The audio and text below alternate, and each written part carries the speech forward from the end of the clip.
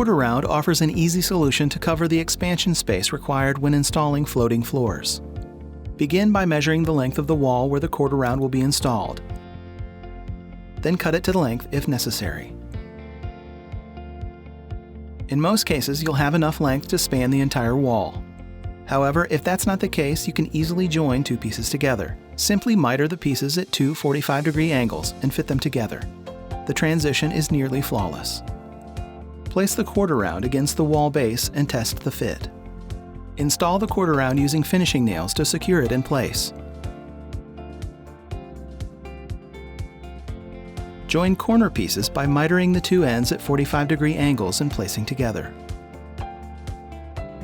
To finish the ends of the quarter round, miter a 45-degree angle and make a straight cut approximately ½ an inch deep to create a small return. Add the return to the quarter round with glue and nail it into place.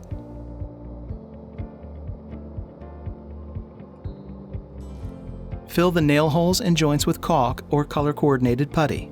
Pro tip: use caulk to finish the white quarter round along the edges and joints. Then smooth with your finger to remove excess caulk. Wipe with a clean cloth.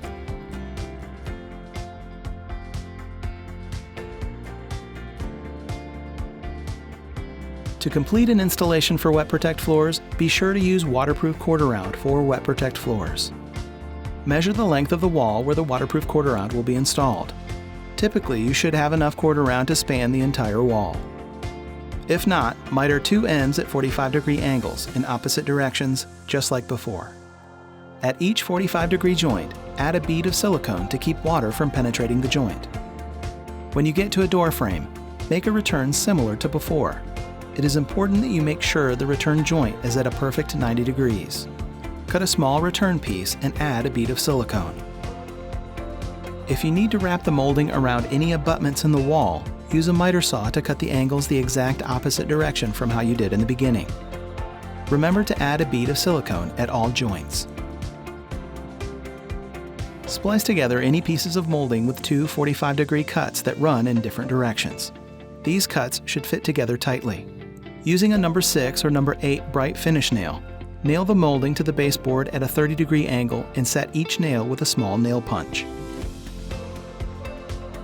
Lastly, fill each nail hole and joint with caulk for a clean, uniform appearance.